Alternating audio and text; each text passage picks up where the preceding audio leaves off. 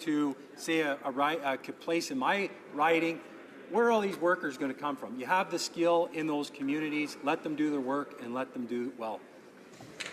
The honourable member will have approximately 2 minutes when we resume this debate after the orders of the day. Statements by members. The honourable member for Avalon. Thank you, Madam Speaker. This summer, the town of Conception Bay South will host the 2016 Newfoundland and Labrador Summer Games from August 13th to the 21st. The best young athletes will come from all over the province, including the French islands of Saint-Pierre and Miquelon, to compete and demonstrate the skills of elite-level sport. The theme for the 2016 Games is Compete, Believe, Succeed. I'm confident the athletes, coaches and supporters will represent their teams to the best of their ability while taking time to enjoy the comforts and hospitality of Conception Bay South. I would like to thank the Games Chair, Mr. Eric Schibler, and his entire volunteer committee for their commitment. A tremendous amount of hard work from skilled volunteers has made these Games possible. Mr. Speaker, I invite all my colleagues in the House to consider visiting the wonderful province of Newfoundland and Labrador for the 2016 Summer Games in Conception Bay South this August. Thank you. The honourable member for Caribou Prince George. Mr. Speaker, as Member of Parliament for Caribou Prince George, I have the honour of hearing about organizations in my riding that are truly remarkable. I'd like to say a big congratulations to the 15 recipients of the 2016 Quesnel Community Foundation Awards. Alex Fraser Park Society, Baker Creek Gymkhana Club, Caribou Hoofbeats Assisted Activity Program Society, Gavin Lake Forestry Education Society, Island Mountain Arts, Lightning Creek Ski Club, Old Age Pensioners Organization Golden Center of Q City Singers. Mr. Speaker, Quesnel Barrel Racers, Quesnel Curling Club, Quesnel Partnership for Student Nutrition, Quesnel Search and Rescue Society, Quesnel SPCA, Quesnel Technics for Gymnastics Club, and the Quesnel Youth Association.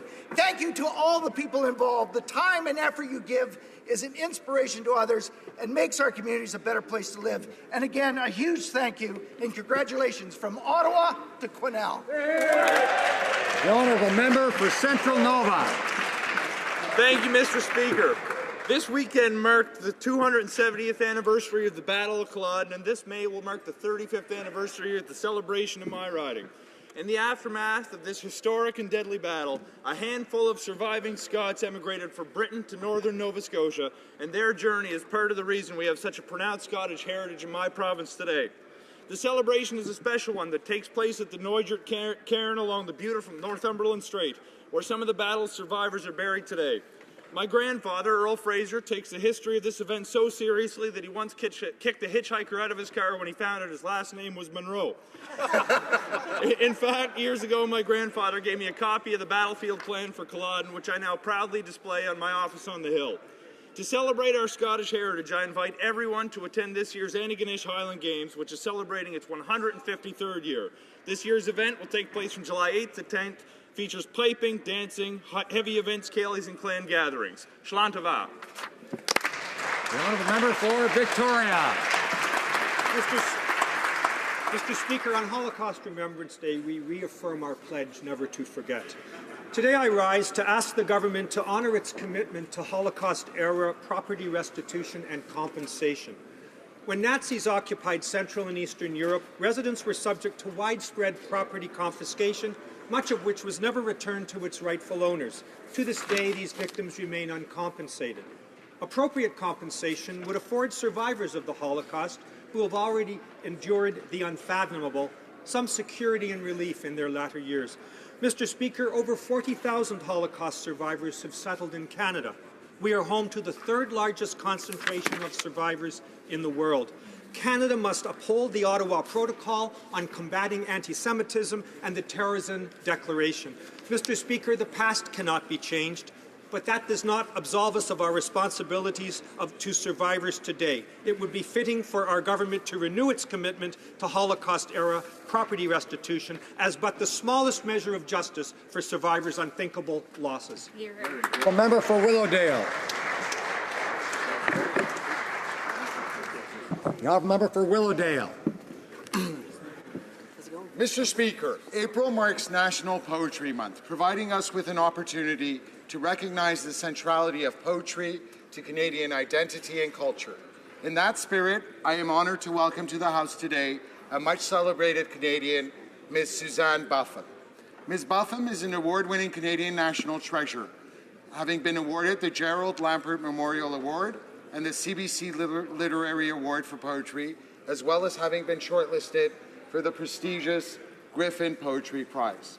In quintessentially Canadian fashion, Ms. Buffum's first foray into poetry was inspired by a family canoe trip to the Yukon while she was in primary school. She has certainly come a long way.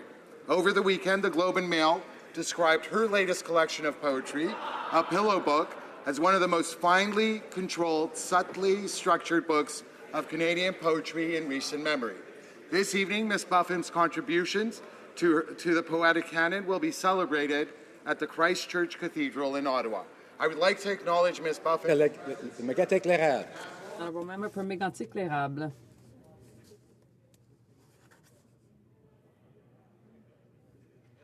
Thank you. Mr. Speaker, in a tiny gymnasium in the Robertsonville sector of Thetford Mines, a 16-year-old young man is preparing to become one of our best Olympic hopefuls. Thomas the Ghost Chabot trains while other young people have fun. He follows a strict diet while his friends eat poutine. He self-imposes severe discipline because he knows that efforts get results. Thomas Chabot is a young boxer who won the Canadian Junior Championship title, a third national consecutive title. He was also named the best boxer of the tournament. And for the third consecutive year, this is never been done before. Jason Genet of the same club also won the Canadian Junior title. Thomas Chabot wants to participate in the 2020 Olympics. He'll be supported by his trainer, Stéphane Lachance, his father, Constant Chabot, and all the population of Thetford Mines, and I hope by all Canadians. He's an example of courage and determination, and I'm proud, on behalf of all colleagues in the House, to congratulate him for his outstanding accomplishments, and I hope he achieves his Olympic dream. The honourable member for South Shore St. Margaret's. Mr. Speaker, I'm rising in the House today to recognize students in South Shore St. Margaret's for their science fair projects through South Shore Regional, the Tri-County Regional, and the Halifax Regional School Board Science Fairs. Projects included the effect of adverse weather conditions on solar panels, water quality and environmental responsibility, bridge design, Wi-Fi security and safety, and so many others. Adam Culbert, Kennedy Frittenberg, Sohail Ghaffari, Madison Greek, and Lindsay Nickerson will be going on to the Canada-wide Science Fair in Montreal. I am so keen to speak about these students today, not only because of their hard work, but because Canada needs innovative thinkers of all ages. The questions that these students are investigating are ones that drive our country forward to become more healthy, prosperous, and environmentally sustainable. Congratulations and kudos to all of the students, and a big thank you to the teachers, parents, guardians, and schools that support this new generations of movers and shakers. The honourable member for Brampton North. Mr. Speaker, this week marks the National Organ and Tissue Donation Awareness Week. I rise to raise awareness about the importance of registering as a donor. One Canadian dies every 3 days while waiting for a transplant. In Ontario alone, more than 1,600 men, women, and children are waiting for life-saving organ transplants. I encourage all Canadians and my fellow members of Parliament to register themselves as donors. One organ donor can save up to 8 lives and enhance as many as 75 lives through tissue donation. In Brampton, Ontario, there are close to 500,000 people eligible to register as donors, and I want to let my constituents of Brampton North know that they can quickly and easily register online by going to beadonor.ca. Mr. Speaker, thank you for this opportunity, and I hope that you too are registered as an organ and tissue donor.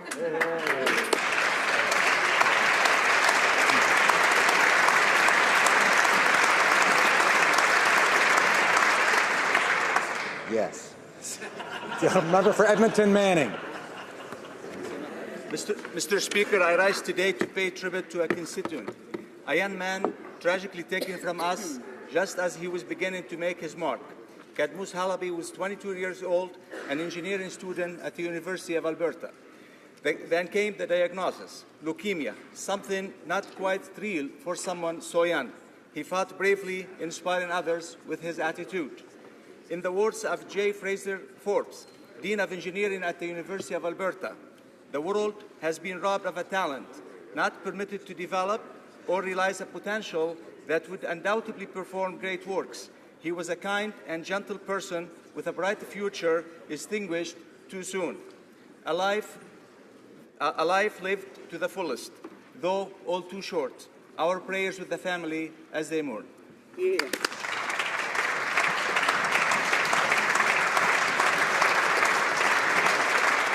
The honourable member for Surrey Centre. Mr. Speaker, today I would like to address a tragedy in my constituency that occurred 4.5 years ago when Maple Battaglia, a talented young woman, a health science student at SFU, an upcoming model, was murdered at her school. The death of Maple Battaglia has, for the past 4 years, been a colossal wound to our community. When I speak to the Battaglia family and members of our community, they share the story of a young woman who was a trailblazer, an inspiration to her peers, someone who was known for a strong and courageous character, a woman who I am certain would have had a bright future. On March 7th, 2016, the perpetrator was sentenced to life in prison. I believe too often there's a sense that violence against women is a private issue. To all those women and families listening, I challenge you to break this silence.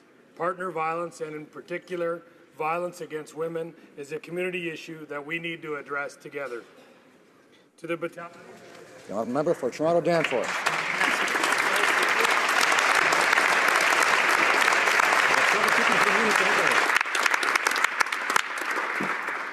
Mr. Speaker, on April 17, 1985, Section 15 of the Canadian Charter of Rights and Freedoms came into effect, enshrining equality in our Constitution.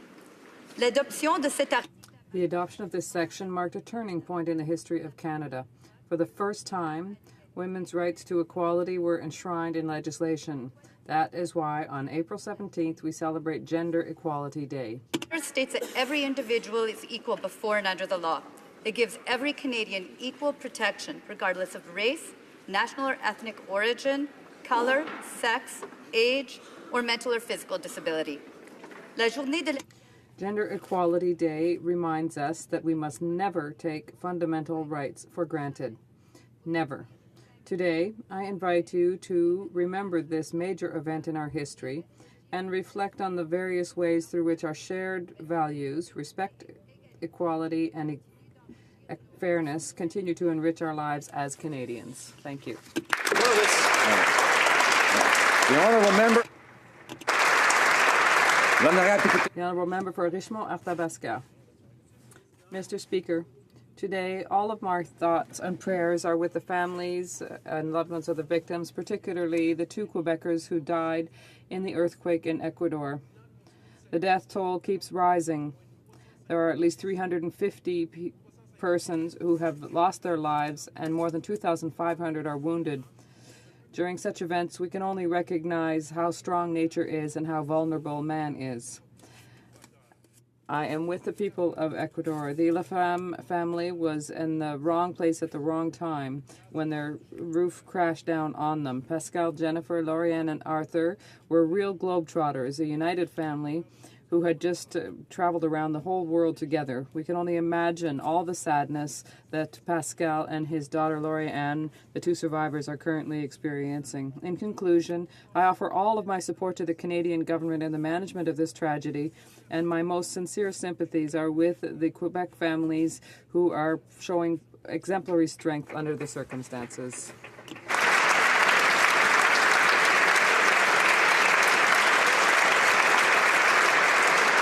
The honourable member for Whitby. Mr. Speaker, April is Parkinson's Awareness Month, a month-long campaign across Canada to recognize those impacted by the disease. Parkinson's is a disease of the brain that touches almost every aspect of daily living. It is a progressive neurodegenerative disease to which affects more than 100,000 Canadians and to which there is no known cause or cure. Therefore, most Canadians, including many of us in this chamber, know someone who is affected. Parkinson Canada offers services and support to those living with Parkinson's, their caregivers, and their family. More broadly, Parkinson's disease is a part of a larger group of neurological conditions which affect millions of Canadians.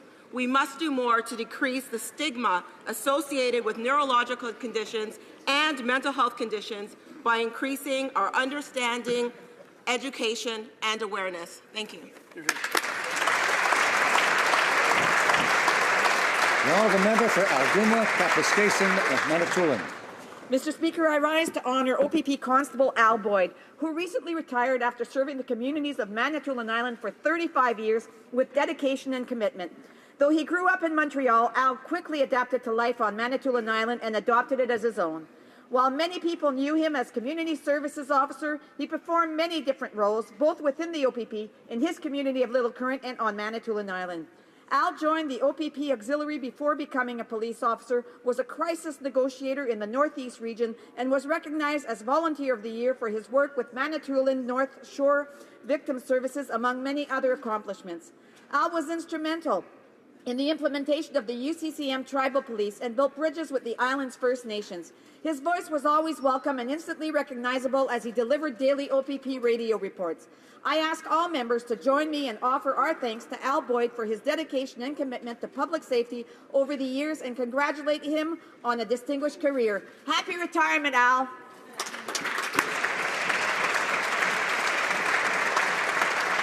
The honourable member for Kamloops, Thompson, Caribou. Thank you, Mr. Speaker, and it gives me great pleasure to welcome Edward Dostoller, also known as Fast Eddie, to Ottawa. Fast Eddie is a constituent of mine from Kamloops whose goal is to run across Canada and back, and to do this unaccompanied. His mission is to raise awareness and funds for breast cancer and Alzheimer's research. He began his 22,000-kilometre journey in Victoria last March. 6 months later, he reached Cape Spear, Newfoundland. He is on his return trip back to Victoria. I would like to encourage all members here to lend their support to Eddie as he passes through your constituency. And Eddie, just remember that everyone back home in Kamloops admires your courage and determination and are extremely proud of your accomplishments.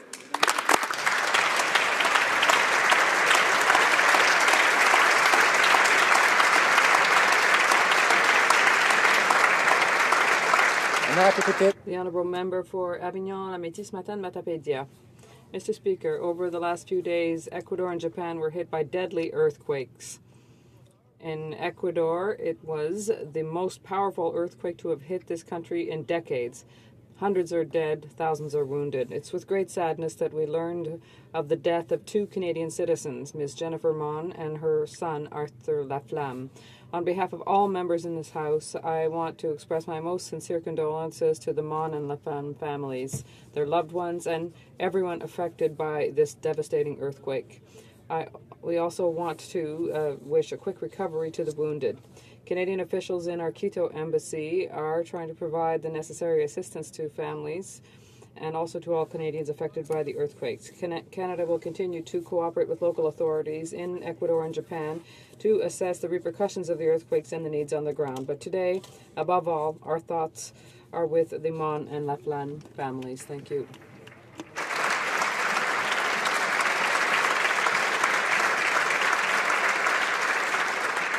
Oral questions, questions orales. L'honorable député de Lac. The honourable member for Lac Saint-Jean.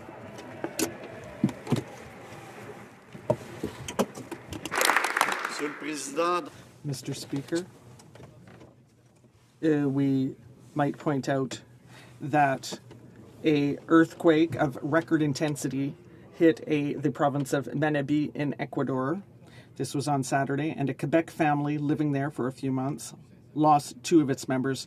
On behalf of the official opposition, we would like to offer our sincerest condolences to this family. Mr. Speaker, can the government provide an update on these tragic events and what it is doing to help this country that has decreed a state of emergency? The Honourable Minister of International Development. Mr.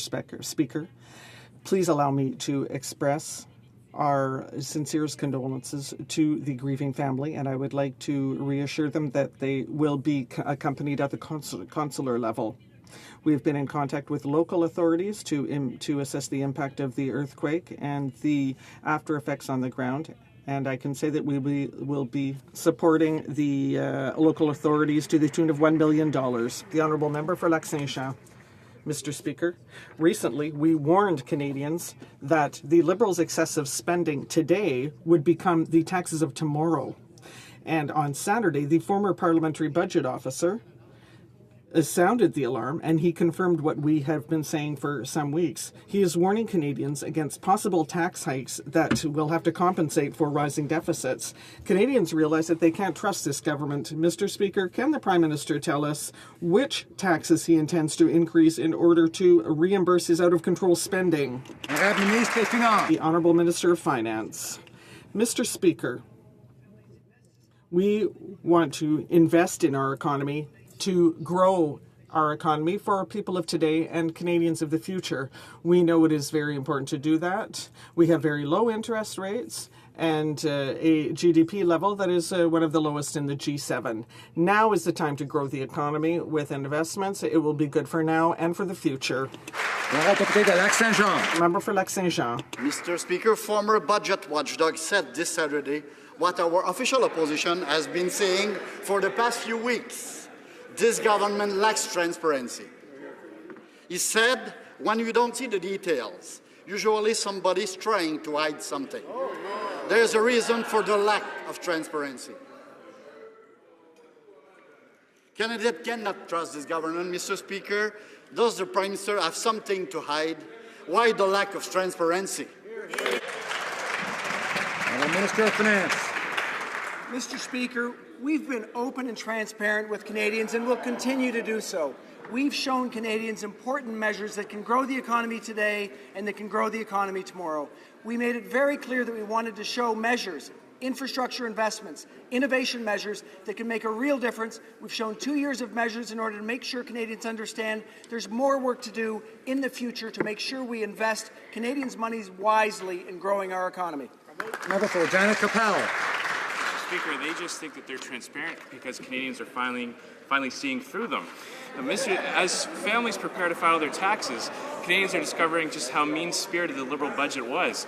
They've lowered contribution limits on tax-free savings accounts. They've eliminated income splitting for families and cancelled important tax credits for fitness, arts, textbooks, and education. Now, experts agree that Canadian families are worse off under the Liberals. Will the Liberals show a little compassion and reverse their cold-hearted tax credit? The Honourable Minister of Finance. Mr. Speaker, we want to help families who are really challenged. The measures that the member opposite was speaking about do not help those families most in need. We put in place measures that will encourage tax fairness. The Canada Child Benefit will help 9 out of 10 families who get that benefit. We will see more families with more money in their pockets for things for their family, for their children this year than last year and the years before. Member for Regina Capel. That's just not the case, Mr. Speaker. The Liberals are so off base that they're actually out in left field. And while the Prime Minister would rather watch the game from the owner's box, we want kids on the field. By striking out the children's fitness tax credit, the Prime Minister is putting Canadian families in a real squeeze play. Instead of hitting one out of the park, the Prime Minister keeps hitting fouls. Will the Liberals listen to Canadians and bring back the fitness and arts tax credits, or would they prefer the kids watch the game from the bleachers? The Minister of Finance. Mr. Speaker, the credits that were being spoken about by the member opposite are credits that unfortunately were not available to those kids who are most impoverished in our country. We want to create tax fairness for all Canadians.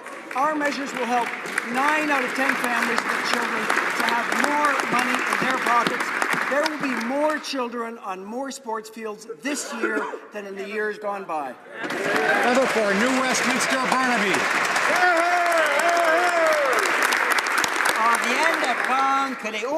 We have just learned that senior executives of the Canada Revenue Agency took advantage of cocktails, duck confit canard, duck confit poutine, and Merlot sauce filet mignon served at the very posh Rideau Club treated by people like KPMG, who they're supposed to be monitoring and investigating. How can Canadians trust these investigative powers when they are being treated by the people that they are supposed to be investigating? The Honourable Minister of National Revenue.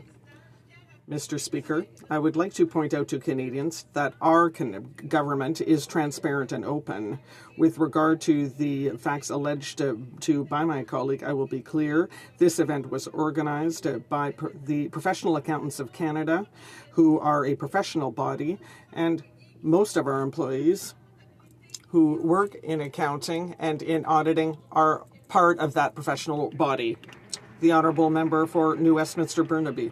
Remedial course in what conflict of interest really means, Mr. Speaker. The Minister of Justice was caught raising funds at a private law firm. Now senior CRA officials are at private parties hosted by people they're supposedly investigating, while KPMG negotiates sweetheart deals to get millionaire clients off the hook. Now, it doesn't take a quantum computer to see this doesn't add up to any accountability or transparency at all. So will the minister reopen the sweetheart deals and launch an investigation into this apparent conflict of interest? The Honourable Minister of National Revenue. Mr. Speaker, Canada is a partner with which this agency has collaborated in Canada before, and the agency will continue to cooperate with its partners, including the CPA. It meets with its partners in order to put forward its activities and interests and promote tax law. The officials who were tasked with the KPMG file and who formulated recommendations thereon did not take in the reception organized in 2014 and 15 by the CPA. The Honourable Member for Laurier-Sainte-Marie. Canada's ambassador recently laid out this government's priority in Saudi Arabia: oil and gas, agriculture, healthcare, mining, etc. But no mention of human rights. Writers whipped, opposition members executed, women made second-class citizens, and 20% of the government's own human rights assessment is being blacked out. Why is the government making oil, gas, and arms sales its priorities while looking the other way when it comes to human rights abuses? The Honourable Permanent Secretary to the Minister of Foreign Affairs. Thank you, Mr. Speaker. Our government is committed to advancing human rights everywhere, including in Saudi Arabia. We do not miss an opportunity to raise this with our Saudi counterparts, nor do we miss opportunities for positive engagement. Canada has a strategic partnership with Saudi Arabia. We maintain an ongoing dialogue with Saudi Arabia on a number of issues, including human rights and the critical role the Kingdom is playing in efforts to tackle ISIL in the front lines. Honourable Member for Laurier-Sainte-Marie. Mr. Speaker, with regard to the sales of arms to Saudi Arabia, the government has been duping Canadians for weeks, and now we're beginning to understand why. Canada's ambassador to Saudi Arabia laid out his priorities, but he forgot one: human rights. That is completely left out. So why is the government so bent on being such a good crony of such an authoritarian regime? The Honourable Parliamentary Secretary. Mr. Speaker, let's be clear. This contract was signed under the previous government. During the election, the Conservatives, the Liberals, and the NDP committed to honouring the contract. In fact, the leader of the NDP said you can't cancel a commercial contract retroactively. It's just not done. Our Prime Minister has made it very clear that we will not weaken Canada's credibility by tearing up this contract. The release of the report on Friday was the first of many steps we will be taking to provide greater transparency on human rights assessments. Thank you. For Carleton. To quote the government, Budget 2016 proposes that further reductions in the small business income tax rate be deferred. But wait, the small business minister said this month, quote, "I wouldn't say it was deferred." Mr. Speaker, if it was not deferred, then it is either A, going ahead on schedule, or B, cancelled altogether. Which is it? The Honourable Minister of Small Business and Tourism. Thank you for the question. question, Mr. Speaker. Small business owners want and need a robust economy to succeed. We are making investments to support that growth. Small business owners need strong consumers. Our middle class income tax cut, the Canada Child Benefit, our investments in infrastructure, incubators, accelerators, and the list goes on. All of it, absolutely all of it supports small and medium-sized businesses, their consumers, the middle-class Canadians who own them, and the people who work hard for small business. Thank you, Mr. Speaker. Honourable member for Carleton. Well, she didn't answer the question, Mr. Speaker, and as early as this Wednesday, the government will introduce legislation which would amend the Income Tax Act to raise the small business tax rate by a half point, a point, and a point and a half over the next 3 respective years. Mr. Speaker, I wonder if the member will rise today and confirm that she and her government are abandoning plans to raise taxes on small businesses and that she will agree with the Conservative plan to keep taxes low for our job creators. Honourable Minister of Small Business and Tourism. Minister of Finance. Mr. Speaker, I'd like to be very clear. We put forward a budget that helps small business. We put forward a budget that maintains the small business tax rate. No taxes are being increased here. We put forward a budget that will help consumers in Canada, the very people that buy goods and services from small and medium-sized business. We're going to grow this economy. It's going to help small business. It's going to help Canadians across this country to have better lives. Honourable member for Richmond Centre. Mr. Speaker, last week the Minister of Small Business told us to look at the budget in regards to small businesses. So let's do that. The fact is, the Liberals dismissed recommendations from the Finance Committee and ignored recommendations from small business owners. The Minister claimed to be working with stakeholders, but recent history shows there is no sense in trusting what they say. When will the Minister stop hiding behind empty promises and stand up for small business owners? The Honourable Minister of Small Business and Tourism. Thank you for the question, Mr. Speaker. I have been working closely with small business owners and stakeholders across this nation. Since being put in this post, I've met with almost 250 stakeholders, small business owners, and the people who work hard for them. Our budget actually supports small businesses. We are listening to Canadians, we are listening to small business owners, and that's what we'll continue to do. Thank you, Mr. Speaker. The Honourable member for Richmond Centre. Mr. Speaker, the Minister's mandate letter tells her what her priorities are. One of these is, and I will quote, work with the Minister of Finance as the small business tax rate reduction is implemented. Can the Minister for Small Business explain why her Finance Minister ignored her and instead raised taxes on small businesses? The Honourable Minister of Small Business and Tourism. Order. Thank you for the question, Mr. Speaker. This government is taking a whole-of-government approach. We work very closely with each other. Part of working together is listening to each other and engaging in conversations and difficult conversations. I work closely with the Minister of Finance. We have consultations and discussions every day. What we're doing is we're not just listening to each other, we are listening to Canadians, small business owners, because we need to ensure that they have the robust economy that they need. And that's what we'll do. Thank you, Mr. Speaker. Honourable member for Portneuf-Jacques-Cartier. Mr. Speaker, this government is turning its back on SMEs in Canada. It promised to reduce their tax rate from 11% to 9%. Another broken promise. Higher tax rates, payroll tax hikes, a carbon tax, nothing in this budget to help small businesses to create more jobs and be more competitive. Mr. Speaker, why is this government attacking these creators of jobs and wealth? Honourable Minister of Small Business. Mr. Speaker, and I'd like to thank the member for the question as well. We actually reduced taxes. In January, the tax rate went down from 11 to 10.5 for small business owners. Furthermore, we will be reducing EI premiums for small business owners. We are giving small business owners the support that they need. We are growing strong consumers. Our middle class tax cut, the Canada Child Benefit, all of these will support our customers and our small business owners. We will continue to do the good work that we are doing. Thank you, Mr. Speaker. The Honourable Member for Portneuf-Jacques-Cartier. Monsieur le Président. Mr. Speaker, this government should respect our Canadian families, not take them for fools. The Liberals would have us believe that this budget is good for them, but that's false.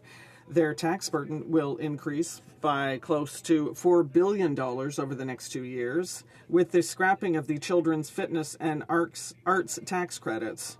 Families have the right to know how much this is going to cost them. Will this government be honest and come out and tell them directly that it is that is at families' expense, their family's expense that is going to finance its astronomical deficit? The Honourable Minister of Finance. Mr. Speaker, we began by reducing taxes on the middle class.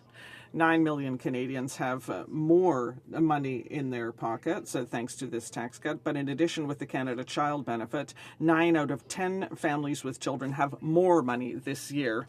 On average, $2,300 more. This is a budget for the middle class and for people who want to join its ranks. It grows the economy and will do so for future. Churchill River. Mr. Speaker, a legal misstep has allowed the Catholic Church to avoid paying millions of dollars to victims of residential school abuse. No funding could ever really compensate for the suffering of defenseless children at the hands of those who are supposed to care for them. But to discover that legal miscommunication has led those responsible off the financial hook is shocking and unacceptable. Will this government step in and demand full payment for the victims of this tragedy? The Honourable Parliamentary Secretary for Indigenous and Northern Affairs. Mr. Speaker, we're committed to certainly achieving reconciliation for all those that are tragically impacted. It seems that the previous government did create an unfortunate misjustice that has allowed, Mr. Speaker, them to not own up to their implications. But, Mr. Speaker, we want to pledge to the people, despite the actions of the former government, that will continue to encourage them, Mr. Speaker, and all parties to reach a settlement and a reconciliation that is appropriate. The Honourable Member for Saint-Hyacinthe-Bagotte. Mr. Speaker, what we learned today concerning the residential schools and the Catholic Church is shocking. Mistakenly, the government allowed the church to shirk its legal obligation of amassing $25 million for programs to help the victims of residential schools. The road to healing this, with regard to this national tragedy, is long and difficult. The church should not be allowed to shirk its obligations, even though this was a mistake, and it betrays the objectives of healing. How can the government justify such an aberration? Honourable Parliamentary Secretary. Thank you, Mr. Speaker. We far from justify. In fact, Mr. Speaker, we too are very concerned about what has happened here. We'll continue to work with those involved, including the Catholic Church, to try and achieve the full reconciliation that is owed to those that are tragically impacted. Unfortunately, we have no control over the correspondence that has allowed them to be off the hook that was originally sent by the former administration. The Honourable Member for Red Deer Lacombe. Mr. Speaker, the Minister of Trade was in Manila on November 19th. She had her seat reserved on the government Challenger to make her way back home, but instead, she booked herself through LA and charged the taxpayers nearly $20,000 for a trip to Hollywood. Wow. And the reason? A vanity interview. While the interview with Bill Maher was painful to watch, it turns out it was just as painful for Canadian taxpayers. So why have Canadian taxpayers been stuck with the bill for her California dream? Honourable Secretary for International Trade.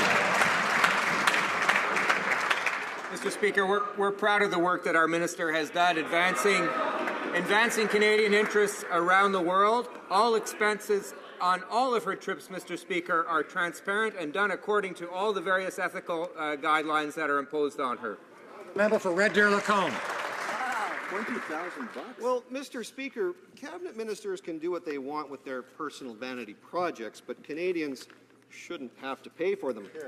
First-class tickets from Manila, 2 days in Los Angeles, with her staff in tow. Why are Canadian taxpayers footing the bill for a first-class trip to Hollywood just so the minister can be on an American talk show? Honourable Parliamentary Secretary.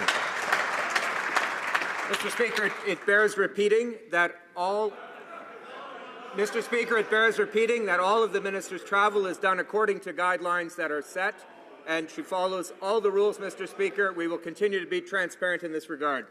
For Elgin, Middlesex, London.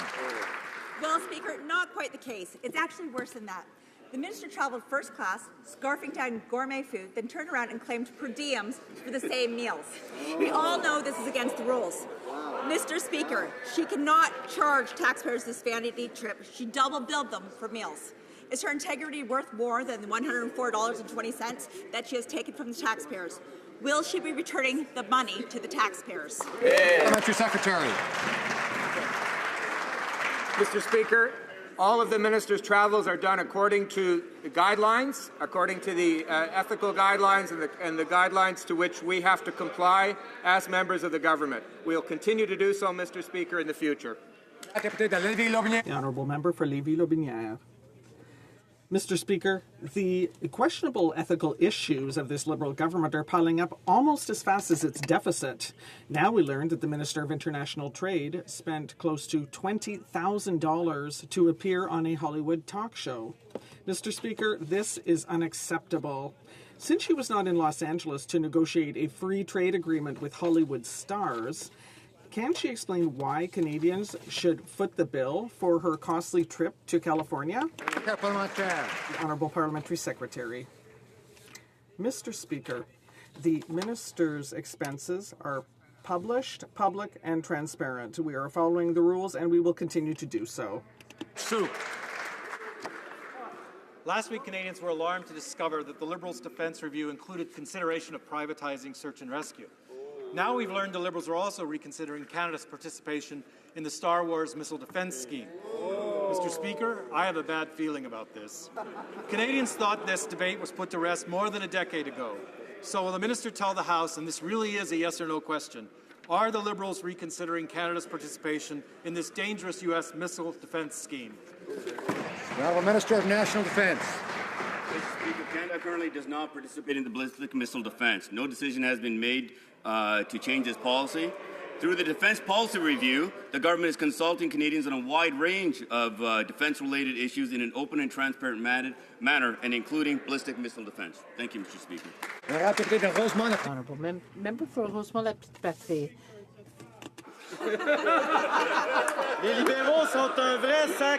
The Liberals are full of surprises. One day they want to privatize research and rescue missions, and then they want to reconsider participation in the missile defense system. Yes, you heard it right. They want to restart the Star Wars system debate, which was rejected by the public 10 years ago. Can't he just watch the movie? Why, instead of getting us into this useless thing that would cost us billions? Because the government wants to ensure that Canadians, Canada, and North America is well defended from all threats. And we want to make sure that the defense review is open and wide. And by not opening up the discussion to ballistic missile defense and allowing Canadians to have a say in this, it wouldn't be an open defense review. Thank you, Mr. Speaker. The Honourable Member for Brossard-Saint-Lambert. Mr. Speaker, we were very sad to witness from afar the tragic events that took place in Ecuador with the earthquake. Can the government tell us about the latest developments as well as the services to Canadians who are in the region? Honourable Parliamentary Secretary. Our thoughts and our sincere condolences go to all of those affected. Citizens who were tragically killed during this earthquake. And as a nation, we send our deepest condolences to their families, their friends, and their loved ones. Consular officials in Ottawa have reached out to the family and are offering support and assistance. Canadian officials in our embassy in Quito are reaching out to Canadian citizens in that country to provide assistance. We will continue to work with local authorities to assess the impact of this devastating earthquake and with what is needed on the ground. Thank you. Member for Caribou, Prince George. Mr. Speaker, the MP from Steveston, East Richmond, wants to shut down the Port of Vancouver and have it subject to an environmental assessment. The same environmental assessment process that has tied up the Pacific LNG project in more and more red tape and has put the creation of thousands of well-paying jobs on hold. How many more jobs are the Liberals willing to kill before they start approving the projects Canadians depend on for their livelihood? The Honourable Parliamentary Secretary for Environment. Thank you, Mr. Speaker. I'm not sure if the honourable member knows, but the ports already have an environmental assessment process through which they deal with projects that are ongoing. Projects that reach a certain threshold are reviewed by the Canadian Environmental Assessment Agency. As we move forward and we initiate the review of the broader environmental assessment processes in Canada, we will be looking at how environmental assessments are done generally, and these will be part of the discussion. Thank you very much, Mr. Speaker. Prince George. Well, Mr. Speaker, more and more verbal gymnastics from the other side. Mr. Speaker, the president of the Vancouver Port Authority said this: "We regularly engage with the community, but it's kind of hard to know what social license is." He's referring to the same social license that is causing a delay in the Pacific LNG projects, which would be the largest private sector investment in British Columbia history. When will the Liberals stop using environmental buzzwords to kill Canadian jobs and instead become a beacon of light in rough waters and start approving job-creating projects? Honourable Parliamentary Secretary. Mr. Speaker, in the modern age, Canadians expect that the environment and the economy work together hand in hand. They expect rigorous environmental assessments of projects so that people can have comfort that when projects proceed, they're done in an environmentally sustainable manner. With respect to Pacific Northwest, the proponent provided additional information, which we are now reviewing. There will be a decision within the next few months, and it will be based on science and on data, not on politics. For Prince George, Peace River, Northern Rockies. Thank you, Mr. Speaker. Today and tomorrow, mayors from my riding and myself are meeting with federal Liberals to discuss the benefits of the LNG industry and agree with the minister that we want to grow our economy. Many residents and small businesses have been hit hard by low energy prices, but it doesn't have to end this way. BC projects will create thousands of jobs, billions of dollars in tax revenue, while also reducing global emissions. When will the Liberal cabinet hear the voices of strong support for BC LNG and approve projects like Pacific Northwest LNG? The Honourable Parliamentary Secretary. Mr. Speaker, I'm not sure if the honourable member was not present, but the wood fibre project actually was approved. It went through a rigorous environmental assessment process where we determined that the environmental impacts could be managed in a sustainable way, and that project is going forward. The same process will be used with Pacific Northwest and all other LNG projects to ensure that environmental impacts will be managed if, in fact, the projects are to proceed. Member for Prince George, Peace River, Northern Rockies. Thank you, Mr. Speaker. One more time. Mr. Speaker, while we wait for the Liberal cabinet to make a final decision on Pacific Northwest LNG, Progress Energy is cutting investment as we speak. This is yet another blow to families of northeastern BC, real families, Mr. Speaker, where the unemployment rate is the highest in the province.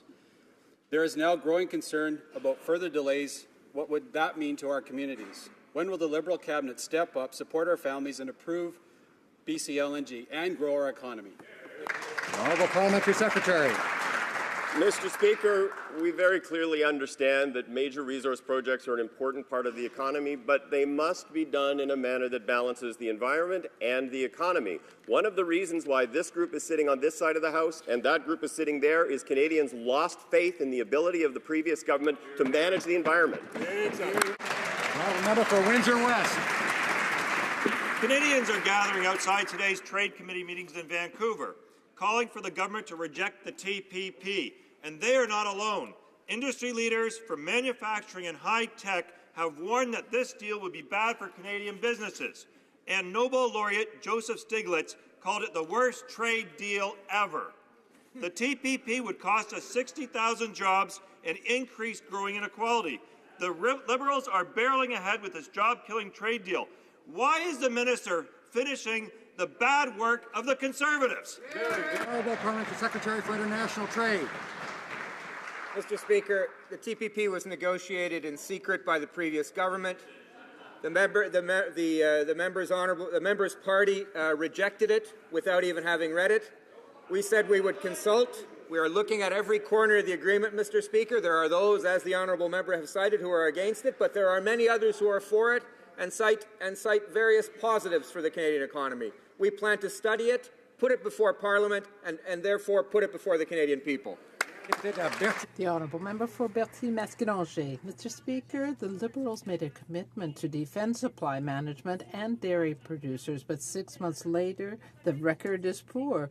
The problem of diafiltered milk isn't solved. There's not a penny in the budget for compensation for the trade agreement with the European Union, and the government wants to go ahead with the TPP. So when will the government keep its promise and stand up for producers. The Honourable Minister of Agriculture. Mr. Speaker, I appreciate my honourable colleague's question and her concern. We, of course, support supply management, and as we indicate, we understand the importance of compensation in the supply management sector. And it has been indicated by my colleague what will take place. It will be fully consulted with the stakeholders across the country, and there will be an open debate in this House, and then we will vote to see whether it will be approved or not. Thank you, Mr. Speaker. Member for Markham Unionville. Thank you, Mr. Speaker. The Liberals' fully costed campaign platform pegged the cost of their Syrian refugee program at $250 million. We know now it will be several times that. Lack of advanced planning on behalf of the Liberals has resulted in millions of dollars being wasted on unused hotel rooms, staff overtime, and transportation. Do the Liberals have any idea how much the Syrian refugee program will actually cost? The Honourable Minister of Immigration. Mr. Speaker, not only can I say that we are under budget, I can also say that I am extremely proud of our refugee program, which has brought 26,000 people to Canada. And yes, there were some hotel bills, but I can tell the member that 87% of those refugees are now in permanent housing, and their hotels were a temporary cost only. So he should celebrate the success of our refugee effort. Member for Calgary, Nose Hill.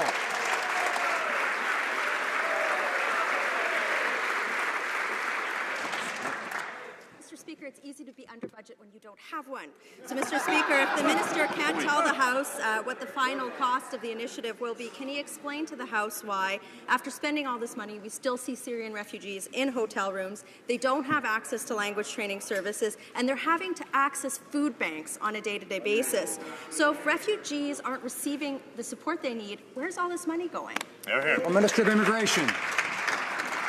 Speaker, it sounds like the honourable member didn't hear my answer to the previous question. Perhaps she should revise her questions in light of what has been said. But the point is that they are largely out of hotels. 87% are in permanent housing. And the other thing I said is that we are under budget. We have delivered this program on time, under budget, and it is good news.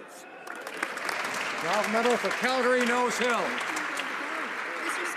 Interesting to see what largely is defined as now that they've increased humanitarian assistance to refugees by over 250%. Mr. Speaker, if the Liberals had any plan to deal with this, Mr. Speaker, they would see that they should be ensuring that government-sponsored refugees aren't sitting in hotel rooms. So, Mr. Speaker, why aren't the Liberals matching Syrian refugees that are sitting in hotel rooms with privately sponsored refugee groups?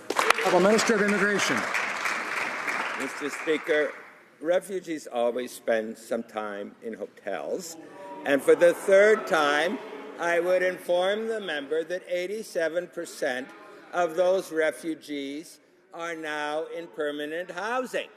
And also, I am probably the only immigration minister in the world whose major problem is an inability to get refugees to Canada fast enough to satisfy the overwhelming generosity of Canadians. But I can tell you, I'm working on it.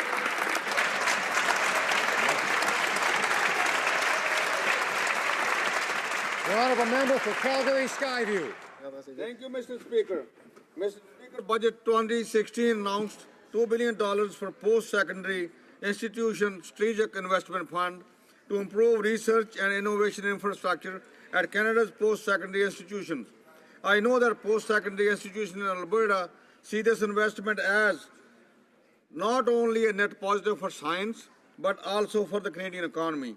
Can the Minister of Science tell Canadians why our government is making such a big investment? Thank you. The Honourable Minister of Science. Mr. Speaker, post-secondary institutions are frontline agents in fostering science and research excellence. That's why we announced last Friday nearly $20 million to 33 Canadian universities. The new SIF fund will improve research and innovation infrastructure at Canada's post-secondary institutions. As the University of Calgary President Elizabeth Cannon said, these investments will support students and scientists with modern labs, green technologies, and enhanced capacity for commercialization. We're proud to tell this House that the application process is underway. Member for Kamloops, Thompson, Caribou. Mr. Speaker, in response to the Daniels decision, National Chief Dory stated that the 600,000 Métis and non-status Aboriginals should have access to the same resources available for decades to those with status. He also noted that the government always has a pool of money set aside for unexpected events. Mr. Speaker, any prudent government would have analyzed the full implications of this decision. Again, I'd like to ask the Minister to share with Canadians what the projected costs will be. The Honourable Parliamentary Secretary for Indigenous and Northern Affairs. Thank you, Mr. Speaker, and I thank the Minister for her question. First of all, we welcomed a ruling by the Supreme Court of Canada, and we respect a ruling. We have every intention, Mr. Speaker, to continuing our partnership with Métis and non-status people in this country to advance them and move them forward. In fact, Mr. Speaker, the President of the Métis National Council have already said, and I quote, the Trudeau government has already recognized the Métis Nation and is prepared to deal. Order. Unless she was referring to a previous government, I'd remind her that we don't refer to members by their proper names, but by their titles. Might have said the Prime Minister's government, perhaps. The Honourable Member for Jonquière. Mr. Speaker, yesterday a coalition of associations representing Quebec workers launched a campaign for genuine reform of the EI system. The fund has been looted for years by Liberals and Conservatives, and too many workers continue to be excluded.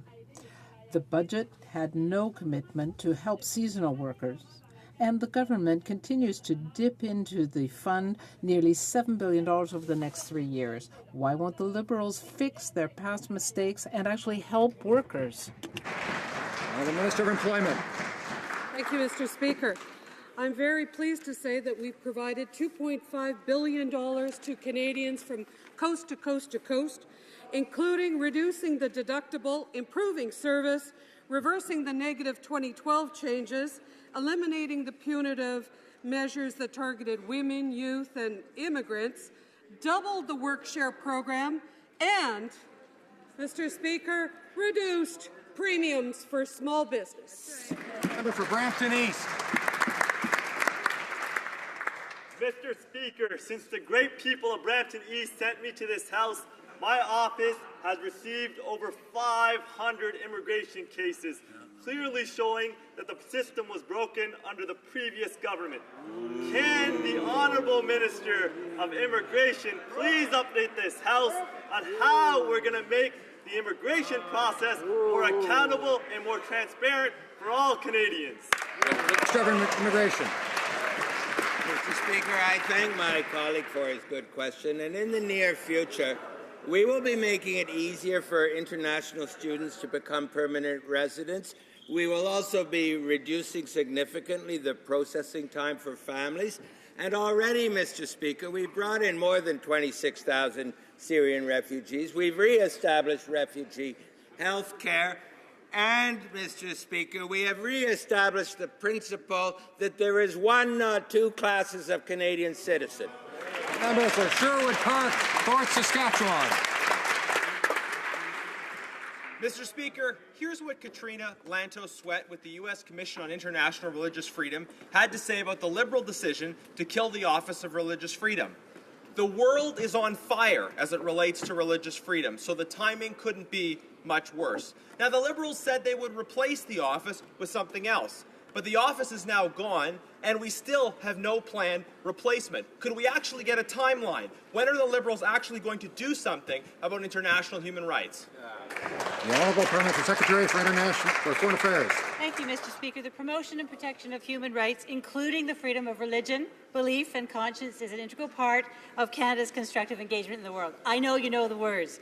The Minister just announced in Burma Canada's $44 million investment in a bilateral development assistance program which will strengthen and promote democracy and its fundamental freedoms, including those of religious minorities, for instance, like the Rohingyas.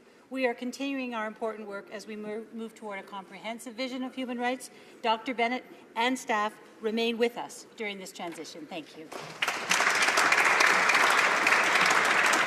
When the parliamentary says, when the parliamentary secretary says, "I know you know the words," I guess she's talking about me.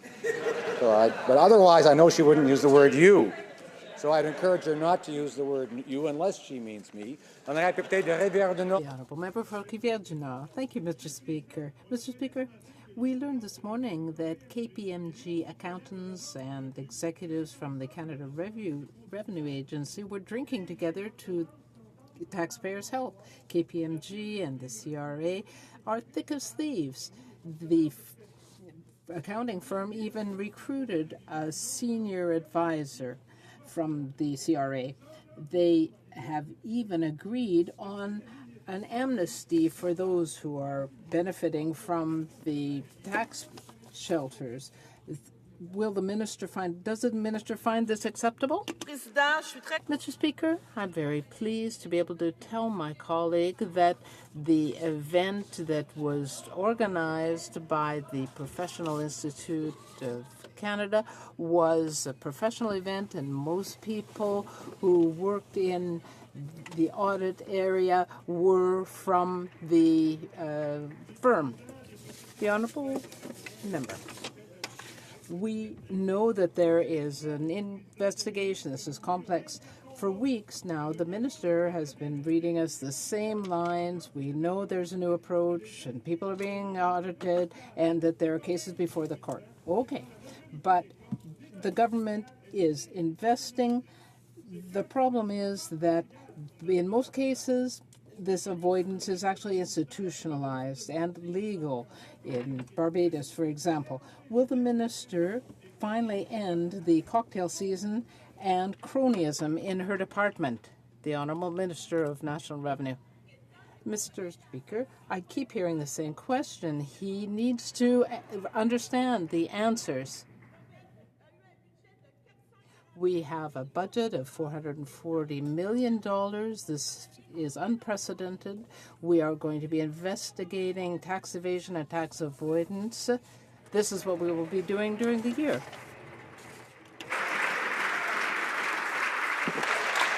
The Honourable Member for Montcalm. Mr. Speaker, when questioned about Bill C-14 on Friday, the Parliamentary Secretary for the Justice Minister said that the bill would have enabled Kay Carter to be eligible, even though there is this gray area about reasonably foreseeable natural death. Can the minister tell us if she agrees with her colleague, and if so, how could someone with spinal stenosis actually meet the criterion of reasonably foreseeable natural death? The Honourable Minister of Justice. Thank you, Mr. Speaker, and thank the honourable member for the question. We look forward to having a vigorous debate on Bill C-14. And as the Attorney General, I read the Carter decision very carefully. I am confident that we are responding in a substantive way to the Carter decision, as well as ensuring that it is in compliance with the Charter of Rights and Freedoms. We have put forward what we believe is the best solution now that balances personal autonomy and ensures that we protect the vulnerable. I look forward to the debate.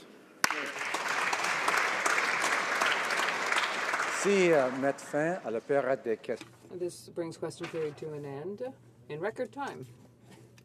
The Honourable Minister of Finance. Mr. Speaker, pursuant to Standing Order 83.1, I wish to table a notice of Ways and Means motion to implement certain provisions of the budget tabled in Parliament on March 22, 2016, and other measures.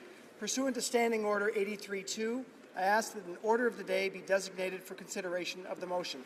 Monsieur le Président, conformément... Mr. Speaker, pursuant to Standing Order 83.1, I have the honour of tabling a Ways and Means motion dealing with certain provisions of the budget tabled in Parliament on March 22, 2016, and implementing other measures. Pursuant to Standing Order 83.2, I ask that the study of the motion be added to the orders of the day. The honourable member for Laurentides-Labelle. Seek it, I believe you'll find unanimous consent for the following motion. That, notwithstanding any standing order or usual practice of the House, at the expiry of the time provided for oral questions on April 19, 2016, the House shall consider Ways and Means Motion number 6 immediately following the taking of the deferred recorded division on Ways and Means Motion number 2. Thank you, Mr. Speaker.